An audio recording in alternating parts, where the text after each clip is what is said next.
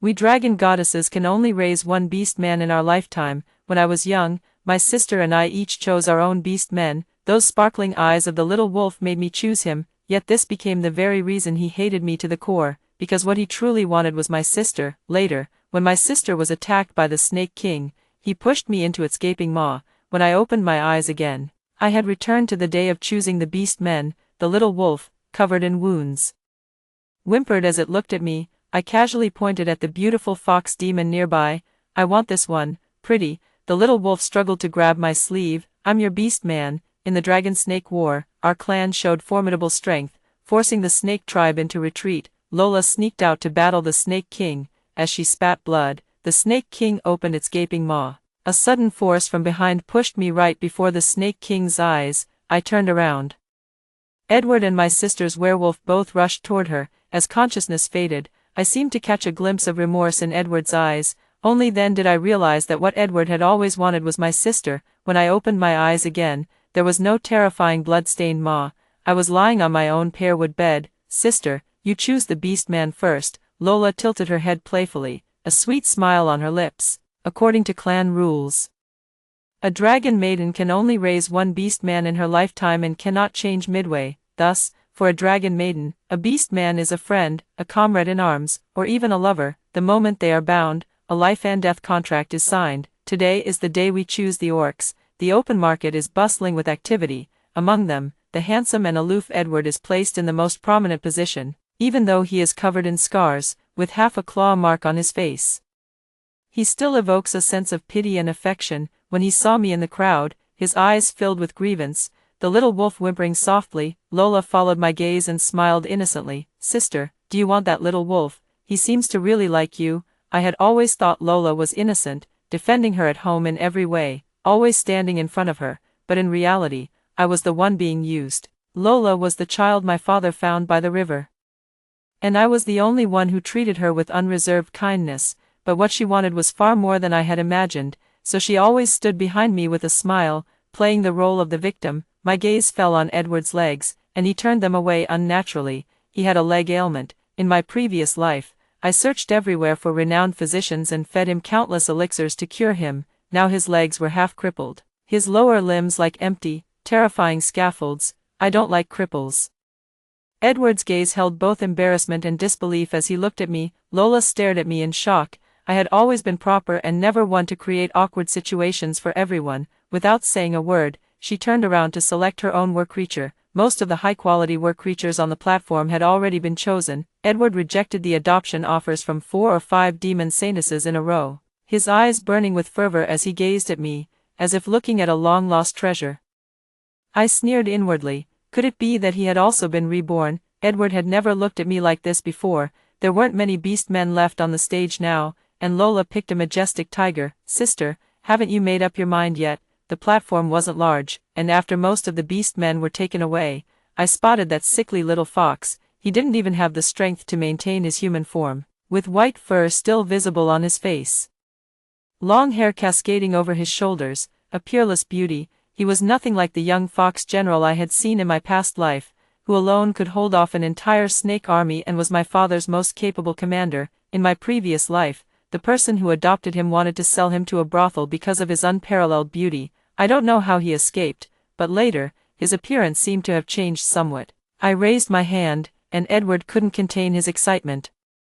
Gazing at me with deep affection, my gaze fell on the little fox behind him, and my finger pointed slightly off. I want this one, it's beautiful. The little fox slowly lifted its eyelids, looking at me in disbelief. I looked at Edward, whose neck had turned red, and said softly, besides, this one seems quite loyal. Edward lowered his eyelids. I've already changed. I chuckled lightly and walked toward the little fox in the corner. Gabriel seemed eager to present his best side, struggling to make the exposed fur on his body appear smoother. As the spiritual energy circulated, Gabriel grew even more exhausted. He coughed lightly, and a trace of blood stained his white fur. The plan backfired. In a panic, he covered the crimson stain with his hand. Foxes were the weakest in combat among the beast men, though they belonged to the canine family. They lacked the endearing charm of dogs and couldn't compare to the majestic tigers or wolves.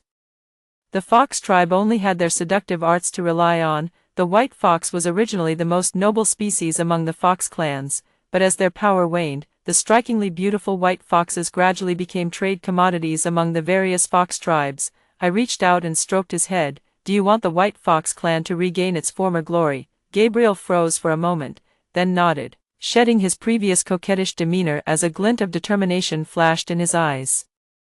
I took the key from the boss and opened the door. Gabriel was unwilling to transform into his original form, and I could see fine beads of sweat forming on his forehead. Every step he took seemed agonizing. Edward grew impatient. What use is he besides being good-looking? There's no way a mere fox could accomplish what I can do for you. Gabriel halted abruptly, his body stiffening, his head hung even lower. Not daring to look at me again, I tilted my head to look at Edward. He was indeed impressive, possessing both the ferocity and cunning of a wolf, but in my past life, everything I wanted, I obtained through my own efforts. All his talents were devoted to Lola. Once unfaithful, never trusted again. Besides, he could kill me for Lola's sake, but Gabriel probably couldn't bring himself to do that. Lowering my gaze, I looked at his leg. What can a cripple like you do for me? Help me consume ancient spiritual herbs. The sorrow in Edward's eyes was undisguised, with a light scoff. I took Gabriel's hand and walked away. As I was about to leave, I saw the person who had bought Gabriel in my previous life. Her gaze lingered on Gabriel for just a moment before quickly shifting to Edward. Someone like Edward, with both combat prowess and good looks, was naturally more popular. However, their attitude toward beastmen was nothing like ours, the dragonkin. To them, beastmen were merely slaves. Edward has always been arrogant, and in my past life, I gave him all the respect he could ask for. At this thought, the corners of my lips curled up slightly. Sister, why did you choose the White Fox? Father went through so much trouble, and you're supposed to be the future saintess of our dragon clan. Lola's voice was neither too loud nor too soft, just enough for father to hear. Hearing this, my father turned his gaze to the White Fox by my side. Weak as a fading breath, he could barely stand at this moment, leaning heavily against my shoulder. My father's brow furrowed tightly, uttering only a few words. No ambition at all. Every priestess of the dragon clan must choose a beastman as her subordinate upon coming of age. No one wishes to bring a useless beastman into future battles. The saintess is the elite among priestesses, chosen from thousands. Only the strongest dragon can be called the saintess. I was exceptionally talented from a young age, and my father had high hopes for me. Change it, even your younger sister knows to choose someone with greater strength. Gabriel's head sank as if pulled to the earth's core, and I could feel his breathing grow noticeably heavier. I want him. Father gave me a deep look and said solemnly, if you don't want to be the saintess, there are others who will. Father turned and left with a flick of his sleeve. Lola suppressed the excitement in her eyes and said, Sister, you should still apologize to father. After all, Lola, if you want something, fight for it yourself. There's no need to put on an act in front of me. She froze for a moment. I had always yielded to her before and never spoken back. I held Gabriel's hand and slowly walked away. Gabriel, his face full of guilt, finally stammered in my room, without signing the contract. The divine maiden should choose someone else. I glanced at him, my gaze falling on his tightly clasped hands. Others may have forgotten, but have you forgotten too? The White Fox clan has declined. Must we really resort to using our looks to please others? The White Fox clan was originally renowned for their martial prowess, being the most talented and powerful among fox spirits. Unfortunately, white foxes were warlike and paid little attention to reproduction, leading to their rapid decline. Soon, they were besieged by the other fox clans, becoming mere bargaining chips in the dealings between the various fox tribes. Gabriel clenched his fists tightly. His spiritual energy was unstable, and as his anger flared, white fur began to sprout on his hands. The fury in his eyes faded, replaced by a look of confusion as he stared at me, as if at any moment, I would start lashing him with scornful disdain. Goddess, in my past life, Edward never addressed me as Goddess. He always called me by my name directly. Moreover, most of the time, his attitude toward me was arrogant. I thought it was just the cold nature of werewolves, but I never expected he was only cold toward me. I had seen him smile like a sky full of stars, but only in front of Lola. At that time, Lola and I returned from training together. Lola had brought small gifts for him and his beast folk. Just a tiny sugar figurine was enough to make his eyes crinkle with joy. Yet the ancient elixir I risked my life to retrieve for him earned nothing but his icy glare. I held Gabriel's hand and said, compared to appearance, the ability to silence others' gossip is far more important. Gabriel's eyes brimmed with unbridled ambition. he somewhat resembles the young general I saw in my past life. The White Fox clan is born with powerful spiritual energy. To prevent them from seeking revenge, other fox clans simply force them to take medicine that dissipates their spiritual energy. My spiritual energy flowed through his body, a vessel with shattered meridians. A damaged belly, utterly incapable of gathering air, Gabriel stepped back awkwardly, his face slightly flushed, his lips pressed together as if struggling to endure something. I frowned as I looked at Gabriel before me. Just seeing his constitution filled me with despair. I truly didn't know how he managed it in my past life. No wonder, back then, he never used his spiritual power, relying solely on swordsmanship. He withdrew his hand and turned his face away, the tips of his ears slightly red.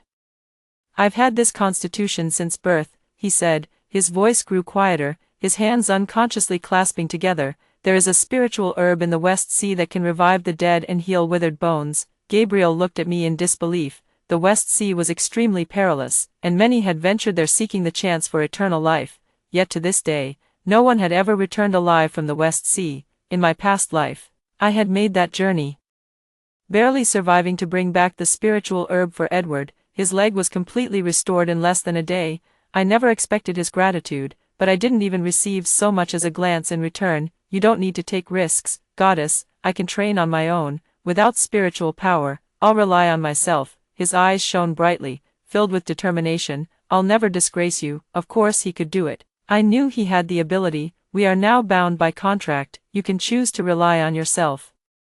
But I need a stronger partner." Gabriel lowered his eyelids, staring at his toes as if deep in thought. "So on the day I set out for West Sea, Gabriel silently followed behind me.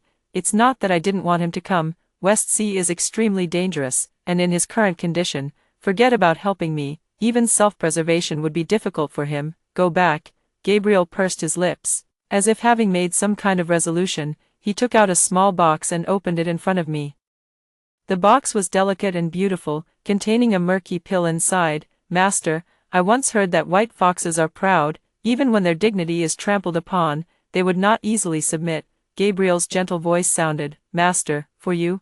I picked it up and saw that it was actually a turbid origin pill. It could actively heal wounds and regenerate flesh within 2 hours, and no matter what the circumstances, I will always maintain my own clarity of mind. The West Sea is full of countless illusions, and this is indeed something I truly need. In my past life, I suffered because of this and ultimately had to pull out my scales just to stay clear-headed. Thinking again of Edward's icy demeanor, my heart began to ache once more. In the end, Gabriel still followed me to the West Sea.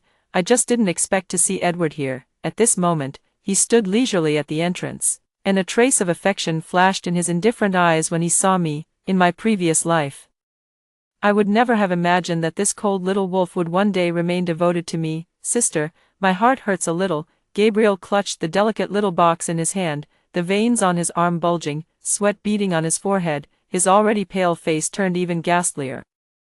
I turned to look at Gabriel and quickly helped him walk toward the nearby stone steps. As I got closer, I heard Gabriel whisper softly in my ear, "Sister, I don't like him." I let out a light chuckle and was about to turn my head when Gabriel shifted sideways, blocking my view. "He's not a good person." I froze. Even Gabriel, who had little contact with him, knew Edward was no good, yet it took me a life to see it clearly. Boom! The water surface split wide open, the West Sea naturally parting to form a gap. Without a second thought, I rushed in. Gabriel followed closely behind, and Edward along with his current master also descended into the water. The West Sea naturally splits apart once every month, and no living creature sucked into it has ever emerged. Located in a remote area with rampant demonic energy, the creatures in this region are far more ferocious than those outside. Thus, when the giant fish before us became demonized, Edward appeared beside me alongside Gabriel. Edward waved his hand, slaying the creatures around me one by one.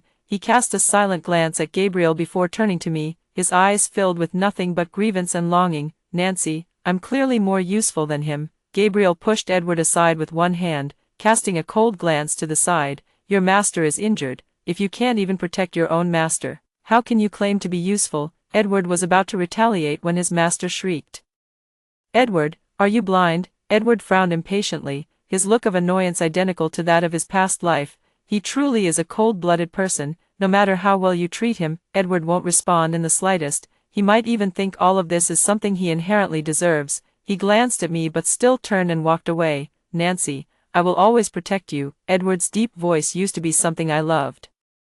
But now hearing him speak fills me with nothing but annoyance and even a sense of absurdity. Gabriel stepped in front of me, blocking Edward's line of sight, so all I could see was Edward's master, who was also Gabriel's master in my past life. She is from the Serpent clan, Sarah. She was notoriously hot-tempered, and no fewer than 10 orcs had lost their lives under her command. In her previous life, she had tortured Gabriel half to death before sending him to the pleasure district. Logically, Edward should have known about this, because I remember in my past life, it was Lola who told me the story, with Edward present at the time, yet he still chose Sarah. I'm a bit puzzled, unsure of what he's really trying to do, but I have no intention of continuing to engage with him. There's only one spirit herb, and it's clear that both Edward and Sarah are after it. I grabbed Gabriel's hand and leaped into the abyss. I had been here once before, though I didn't remember everything perfectly. I still managed to avoid most of the fights. The spirit herb was deep in the West Sea. Following my memory, I searched all the way there. Amidst a pile of seaweed, that spiritual herb bloomed with an unusually bewitching radiance. Found it. I turned my head and saw that Sarah had actually followed us all the way here. Edward stared at the spiritual herb with a dazed expression, his eyes filled with ambition. Just as he stepped forward, Gabriel blocked his path. Edward didn't look at him, but his gaze fell on me, full of tenderness. Nancy, I know you were trying to find medicine for me. Sarah also brought me here to cure me. Nancy, once I take the spirit herb, I'll be able to protect you properly. While Gabriel was stopping Edward, I swiftly moved forward and plucked the spirit herb. Sarah's eyes lit up. So you're also doing this for Edward? Then give it to us. As long as he eats this miraculous herb, his leg will be healed.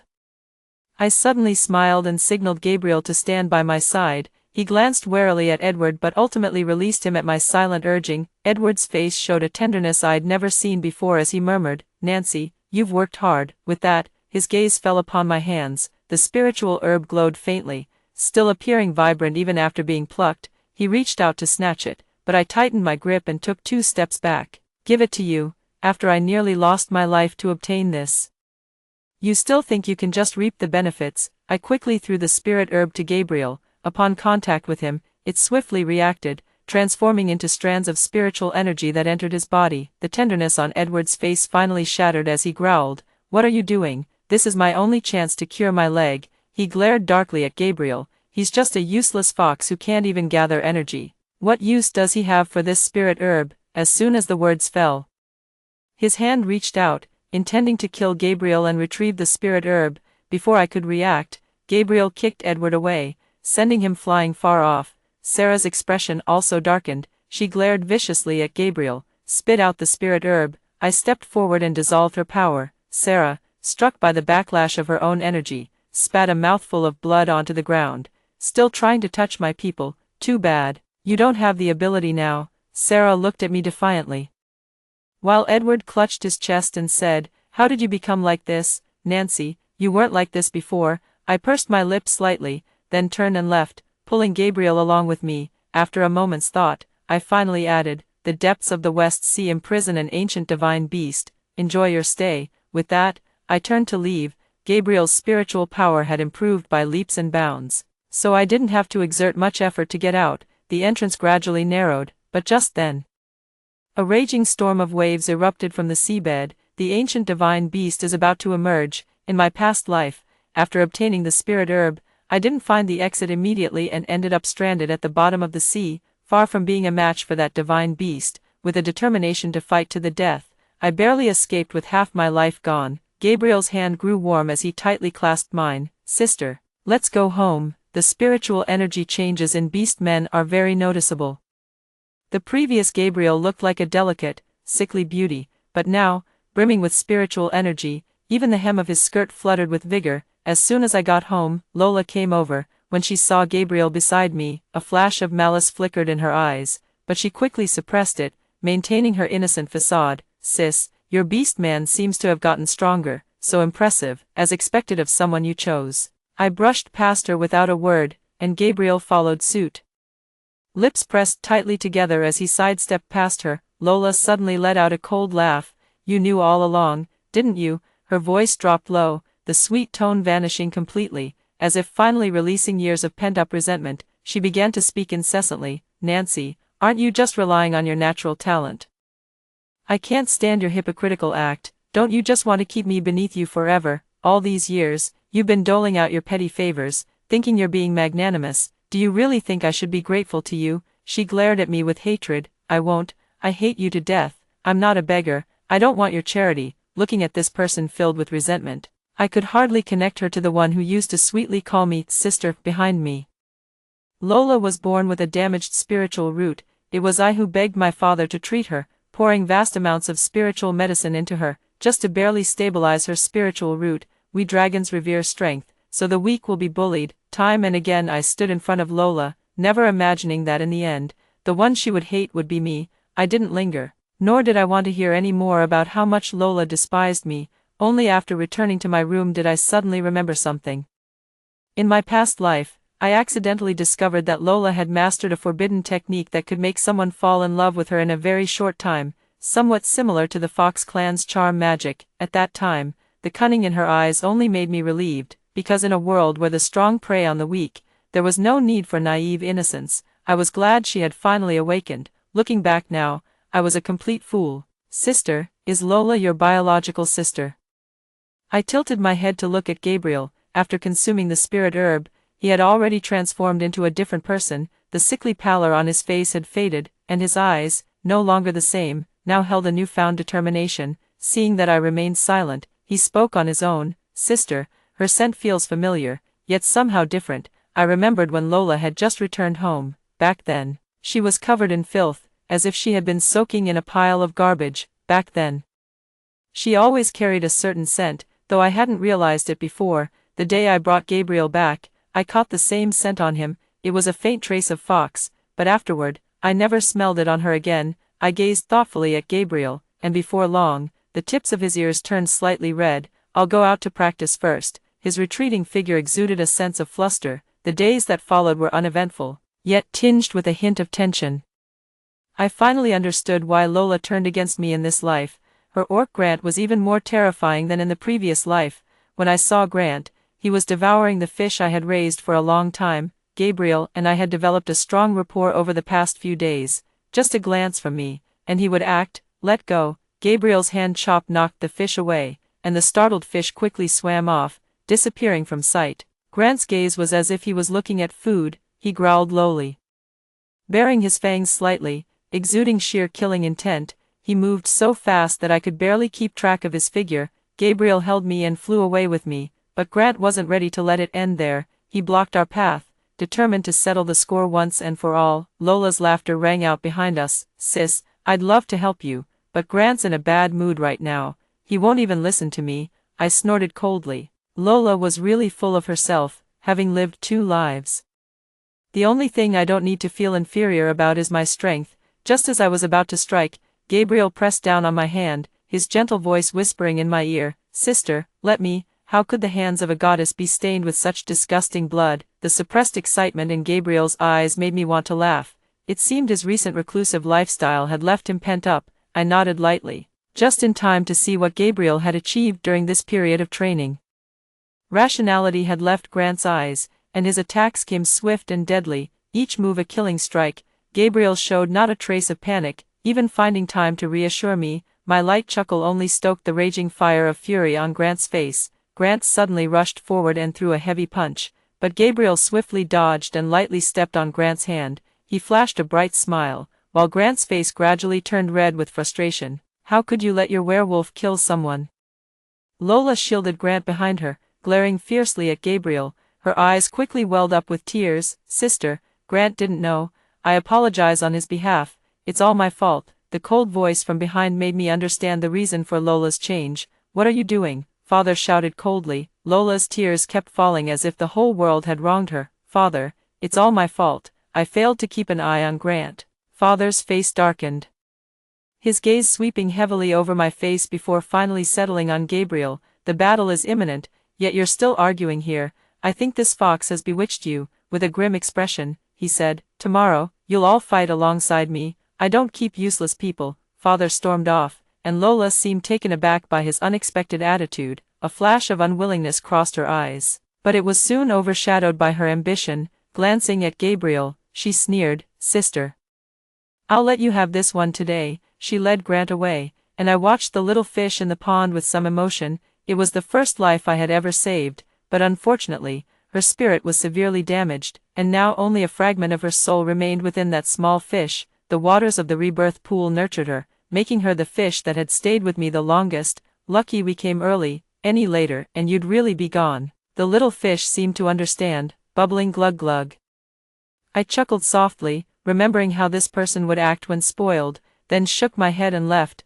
I thought I'd never see Edward again. When he appeared at the battlefront, I was still somewhat surprised. Edward's legs remained empty, yet by some means, he had regained complete freedom of movement, no longer limping. The tenderness in his eyes had turned to resentment, or perhaps hatred. "Nancy, I loved you so much. Just wanted a single glance from you, but what did you give me?" He furrowed his brows, looking every bit the deeply devoted lover with a broken heart. "Yet your eyes are only for that seductive creature, and you even gave him the spirit herb." He seemed to have found a foothold, finally able to accuse me with justification. "I used to think you truly loved me, but I never imagined you'd become like this. You don't deserve anyone's genuine affection at all." I glanced at Gabriel, who swiftly kicked the man to the ground and looked down at Edward with disdain. "Your legs may be crippled, but your mouth isn't. The filth you spew is truly foul." I watched silently as Gabriel's actions greatly boosted morale, while the already disadvantaged Snake clan retreated in defeat.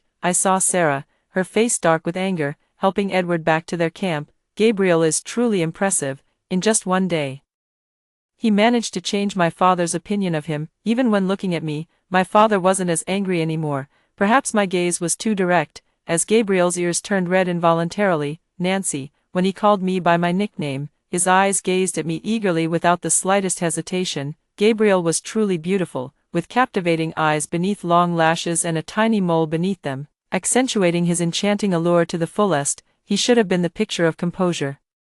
Yet Gabriel's face was flushed red. Even as he tried hard to suppress it, I could see his nervousness because his fox ears and tail had popped out. I reached out to gently stroke his ears, smiling slyly. "You did so well." The faint trace of desire in Gabriel's eyes faded as he stood up, took 2 steps back, and turned away sullenly. His ears seemed to retract consciously, though he didn't seem to notice his tail still swaying proudly behind him. I couldn't help but burst into laughter.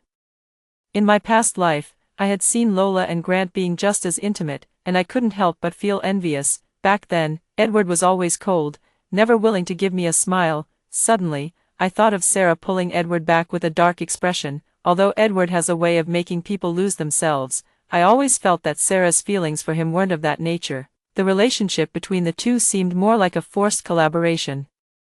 I didn't expect to see the reason Edward sought refuge with Sarah so soon. Sarah is the daughter of the Serpent King. She has always been proud, and few beast men survive in her hands. Edward was the only one. He even destroyed the Snake King's lair. That morning, Edward stepped into the dawn light and stood before his father. What he held in his hand was the head of the Snake King. At that moment, he turned to look at me, his eyes filled with deep affection. "Nancy, I killed him. I've avenged you." His clothes were soaked in blood, and his hands were stained red. Noticing my gaze fixed on his hands, he suddenly realized they were drenched in blood. He tried to wipe them clean, but only smeared the blood further, staining them even redder. Tears glistened in his eyes as his voice trembled slightly. "Nancy, I was lying to you before. Everything I did was for you. I know you hate me, but I truly regret it. Believe me, Nancy, I really love you." I watched coldly as Edward wallowed in self-pity.